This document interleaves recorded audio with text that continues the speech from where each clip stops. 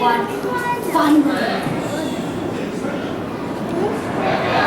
I'm Felicia, and I'm a structural engineer, and I help build structures like the one we're in right now, the California Science Center. As you probably know, we live with earthquakes here in Southern California. There are small ones every day, and we're absolutely certain there's going to be a big one in the future. Maybe next year, maybe next month, maybe even today. That's why California is one of the most advanced areas in the world when it comes to earthquake safety. And when we built the California Science Center, we definitely had earthquake safety in mind.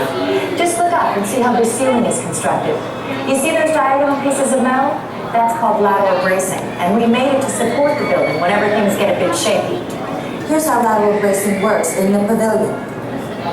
See how the lateral bracing resists the forces created by an earthquake by transferring these forces down to the foundation. I know what you're thinking. All the structural support in the world won't do you any good if all this glass comes crashing down on your head. And we thought of that too. The glass is actually glued to the frames, and it's laminated, which means it's sandwiched with a thin layer of plastic. You can see the lamination in this sample. So if the glass does break, the pieces stay in place rather than falling to the ground.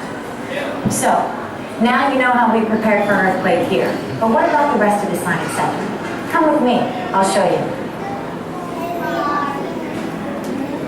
Some of the earthquake-resistant features we built can't be seen just by walking around the building. Have a look at these walls. You can't really see much, can you? I'm going to show you something.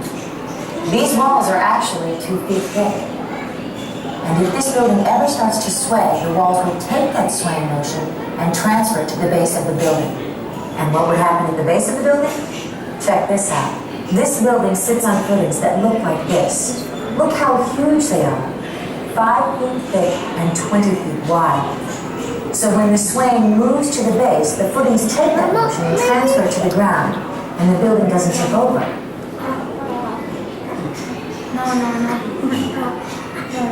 Maybe at this point you're wondering why we go to so much trouble. Why do we need such thick walls? Well, here's a reminder of what we're up against. When an earthquake hits, watch out. All the structures that seem so solid in our world can fall apart. Bridges collapse. Houses are destroyed. Broken gas and water pipes can cause floods and fires. And there are unforeseen hazards all around. Oh, man. I want to show you how other structures have been made for earthquake safe. Check this out.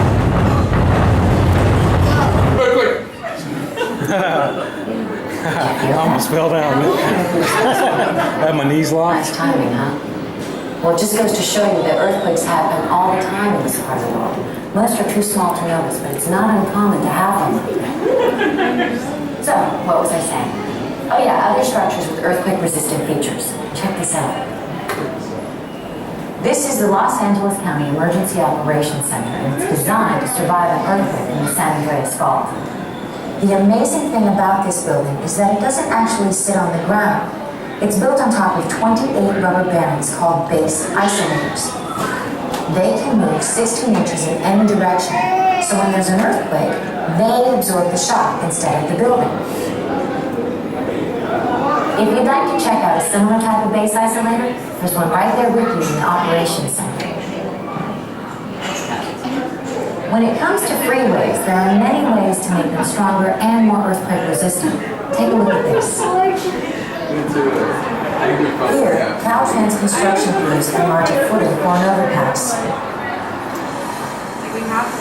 And the steel jet now encases this concrete column, helping it to withstand earthquake forces. Although a wood frame house is a fairly safe place to be during an earthquake, it should be made even safer by bolting the frame of the house to the foundation and strapping down the water heater. When an earthquake hits, people who build structures don't just worry about buildings. We also worry about gas leaks, which can cause fires, and broken water pipes, which can cause floods. So take a look at this. We've mounted some of the major machinery at the Science Center on springs, so if things get a bit shaky, there's a bit more room for movement before things start to break off.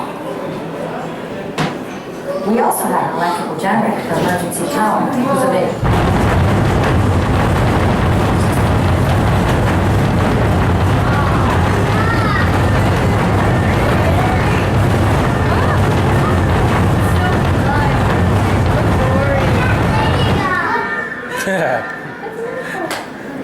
It's over.